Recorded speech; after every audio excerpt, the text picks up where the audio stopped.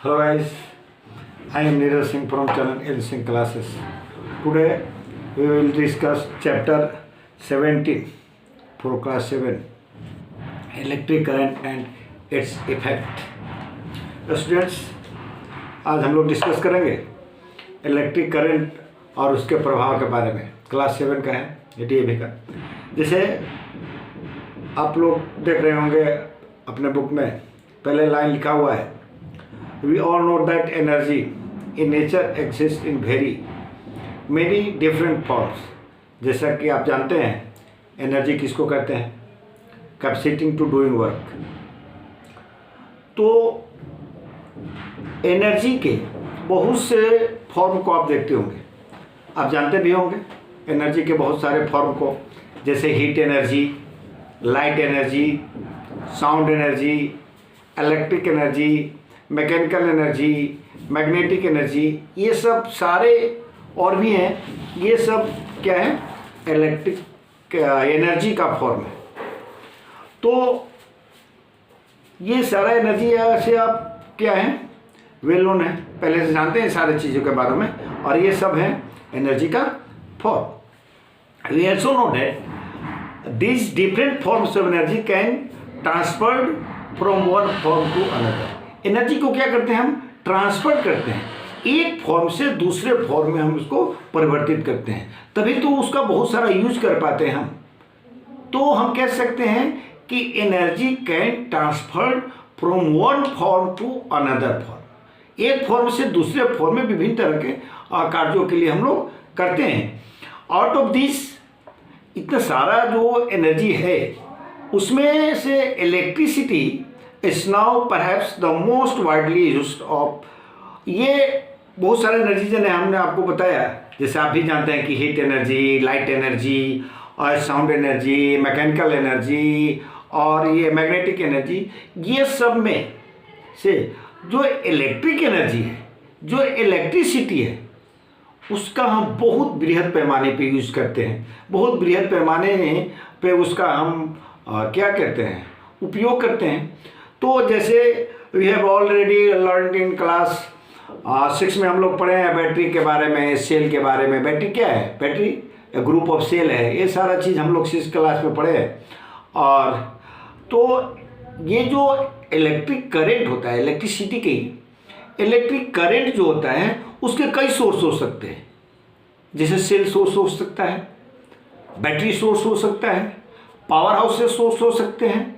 तो electricity, current electricity का कई सोर्स होते हैं। और जैसे in the electric cell energy converted होता है। इलेक्ट्रिक सेल दे, आप ये इलेक्ट्रिक सेल देखे हैं, उसमें क्या देखे हैं, आप देखे होंगे कि उसमें केमिकल भरा रहता है और उस केमिकल एनर्जी को हम चेंज कर देते हैं इलेक्ट्रिक एनर्जी में। तो यहाँ से क्वेश्चन आ सकता है आपके लिए, इस लाइन को ध्यान से याद रखिए, ध्यान से। क्या कि in electric cell chemical energy is converted into electric energy and getting converted into, और ये क्या है, और भी है। जैसे ये लिखा हुआ है कि we know use many electric appliances in your daily life. आप क्या देखते हैं, हम लोग बहुत सारे इलेक्ट्रिक अप्लायंसेस को पर डे की ज़िंदगी में देखते हैं, पर डे यूज करते हैं। तो where we find electric energy getting converted to heat. Electric energy को क्या कहते हैं, हम उसको हीट एनर्जी में कन्वर्ट करते हैं, हम उसको केमिकल एनर्जी में कन्वर्ट करते हैं, हम उसको लाइट में कन्वर्ट करते हैं, हम उसको साउंड एनर्जी में, मैग्नेटिक एनर्जी में कन्वर्ट करते हैं। यही तो कारण है स्टूडेंट्स कि हम इतने सारे चीज़ों का उपयोग इलेक्ट्रिसिटी एनर्जी के, इलेक्ट्रिक एनर्जी के माध्यम से करते हैं। तो इलेक्ट्रिक एनर्जी को क्या कर देते हैं, हम कन्वर्ट कर देते हैं हीट में, आपको केमिकल में, लाइट में, साउंड में, ये सारा चीज़ हम कर लेते हैं। तो इसी कारण है क्या कि इलेक्ट्रिक करंट को हम बहुत ज़्यादा यूज करते हैं। देखिए इसमें अगला पेज है, जैसे एक्टिविटी लिखा हुआ है कि आप देखिए कौन कौन सा चीज़ आप पर डे के लाइफ में यूज करते हैं। जैसे उसमें लिखा हुआ है आपको इलेक्ट्रिक आयरन, आयरन देने के लिए हम यूज करते हैं इलेक्ट्रिक आयरन को, या रूम हीटर है, ये एयर ब्लोअर है, ये सब सारा चीज़ हम अपने आप को हीट करने के लिए, अपने आप को गर्मी लाने के लिए ठंडे के दिनों में हम यूज़ करते हैं। आप इलेक्ट्रिक आयरन को देखते हैं कि आप कपड़ा पर आयरन देने के लिए यूज करते हैं। क्यों आयरन देना ज़रूरी है? ऐसा नहीं कि आयरन देना इसलिए ज़रूरी है कि आपका कपड़ा बढ़िया लगे, आप उसको पहने तो स्मार्ट लगें। नहीं, एक तो ये कारण है, ये सच्चाई है कि ये ठीक है, आप स्मार्ट लगे, आप सुंदर लगे, ब्यूटीफुल लगे। उसके साथ और भी कारण है कि जैसे ही आप कपड़ा को आयरन करते हैं तो आप जानते हैं कि माइक्रोऑर्गेनिज्म सभी जगहों पर पाया जाता है, तो आपके कपड़े पे भी माइक्रोऑर्गेनिज्म होगा। तो जैसे ही आप उसको आयरन करते हैं तो क्या होता है, माइक्रोऑर्गेनिज्म हीट के कारण डेड करता है। तो इसका भी यूज करते हैं। आप हेयर ड्रायर करते हैं, हेयर ड्रायर है बाल सुखाने के लिए, कलर करने के बाद आप क्या करते हैं, उसको सुखाने के लिए यूज़ करते हैं। हॉट प्लेट यूज़ करते हैं, इलेक्ट्रिक स्टोव यूज़ करते हैं खाना बनाने के लिए, इलेक्ट्रिक फैन जैसे लगा हुआ है, यहाँ पे लगा हुआ है, इलेक्ट्रिक फैन आप यूज़ करते हैं ठंडी हवाओं के लिए। या फिर आप बल्ब जलाते हैं, जैसे यहाँ पे लाइट जल रहा है, आपके पास भी लाइट जल रहा होगा। तो ये सब सारा चीज़ करते हैं, इलेक्ट्रोमैग्नेट के रूप में करते हैं, इलेक्ट्रिक बेल के रूप में यूज़ करते हैं। तो सारा चीज़ क्या करते हैं, हम इलेक्ट्रिसिटी से यूज़ करते हैं, उसको विभिन्न फॉर्म में उसको चेंज करते हैं। अगला लाइन है, we thus realise the energy change involve electricity play the important role our day or to day life. यानी इलेक्ट्रिसिटी का हम फॉर्म चेंज कर करके क्या करते हैं, डेली लाइफ में हम यूज़ करते हैं बहुत सारी चीज़ों को। Become almost impossible for thing the of the life without the electricity.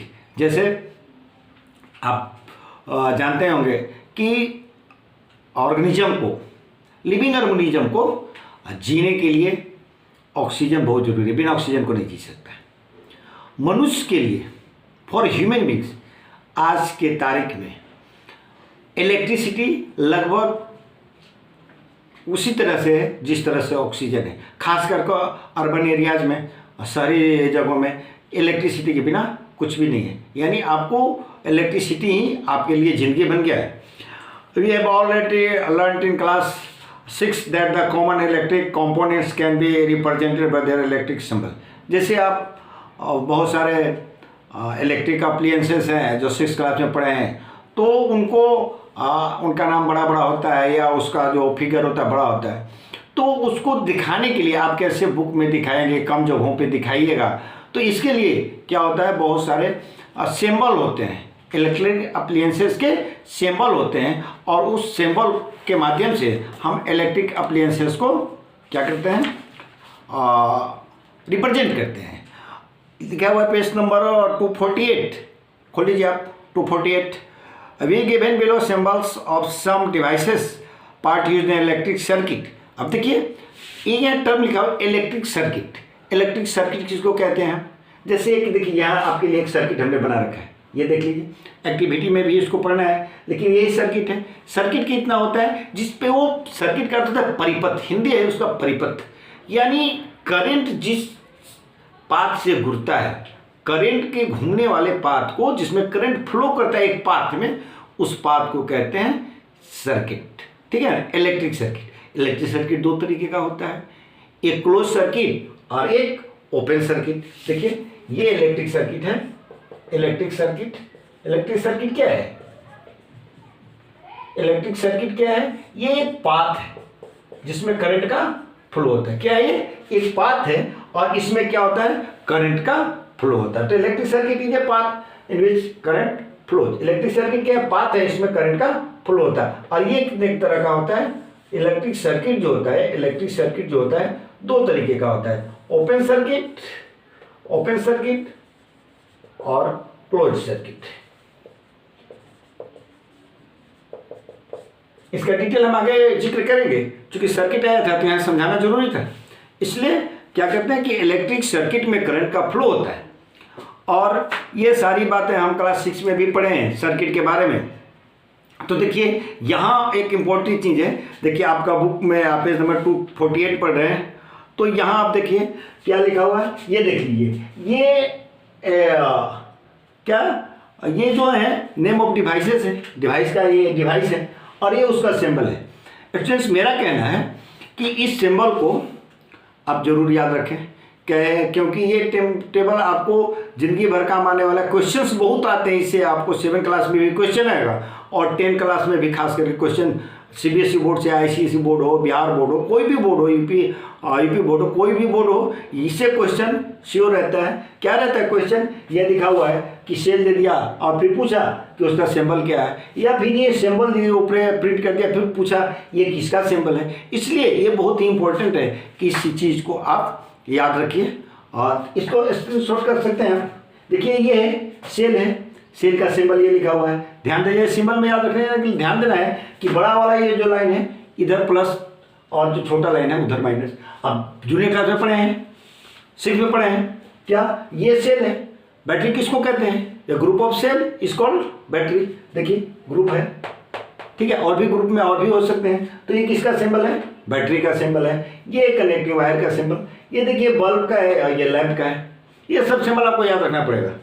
फिर देखिए इलेक्ट्रिक स्विच है, ये 2 पोजीशन होता है इलेक्ट्रिक स्विच का, आप जानते हैं, एक ऑफ पोजीशन एक ऑन पोजीशन। तो दोनों को याद रखना होगा कि ऑफ पोजीशन में क्या डायग्राम होगा और ऑन पोजीशन में क्या डायग्राम होगा। देखिए ऑफ पोजीशन का है, ये ऑन पोजीशन का है। देखिए ये ऑफ पोजीशन, ये खुला हुआ है, सर्किट पूरा कट कर रहा है, ये ओपन सर्किट हो जाएगा। जैसे ही इसको ऑन कीजिएगा सर्किट पूरा होगा, क्लोज सर्किट होगा, लाइट जलेगा, बल्ब ग्लो करेगा, ठीक है। देखिए एक ये है स्विच जिसको कह सकते हैं, ये की ये ओपन है, ये क्लोज है।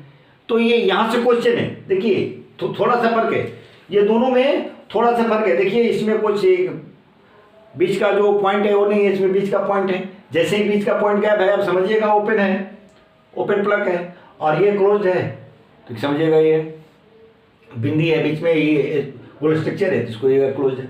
अब देखिए अमीटर, देखिए स्टूडेंट्स यहाँ अमीटर है। अमीटर किसको कहते हैं? अमीटर क्या है?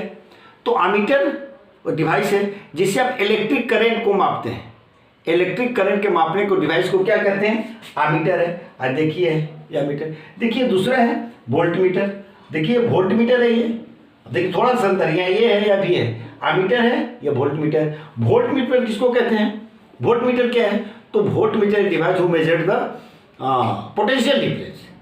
पोटेंशियल डिफरेंस को मेजर करने के लिए हम यूज करते हैं वोल्ट मीटर।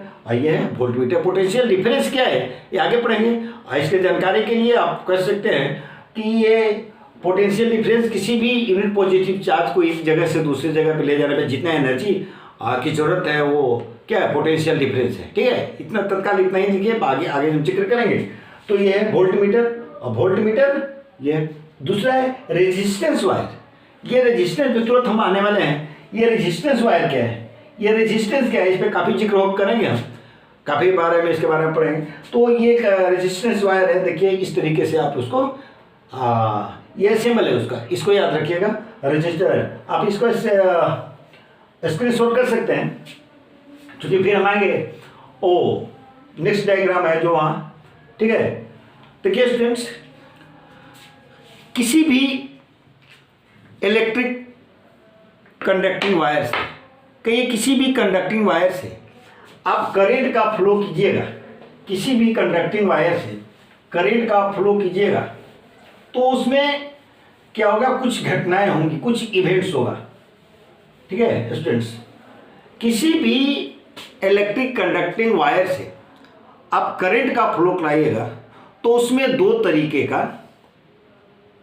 बदलाव आ सकता है, यानी उसका बिहेवियर 2 तरीके का हो सकता है। एक क्या हो सकता है कि आप करंट फ्लो कीजिएगा किसी भी कंडक्टिंग वायर से तो वो वायर जो होगा ये वो हीट हो जाएगा।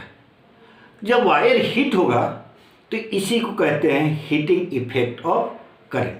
ये पहला चीज़ है। दूसरा चीज़ है कि जब किसी कंडक्टिंग वायर से आप करंट का फ्लो कराइएगा तो उस कंडक्टिंग वायर में मैग्नेट का प्रॉपर्टी आ जाता है, मैग्नेटिज्म आ जाता है। इस चीज़ को, इस घटना को हम कहते हैं मैग्नेटिक इफेक्ट ऑफ करंट। तो 2 चीज़ आपको यहाँ पढ़ना है। क्या क्या पढ़ना है? Heating effect of current. Heating effect of current किसको कहते हैं कि जब किसी कंडक्टिंग वायर से आप करंट का फ्लो कराइएगा तो कंडक्टिंग वायर जो होगा वो हीट हो जाएगा।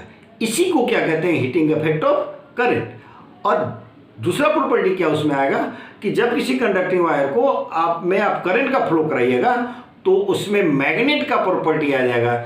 इसी को कहते हैं मैग्नेटिक इफेक्ट ऑफ करंट। तो आइए स्टार्ट करते हैं heating effect of current. Thank you.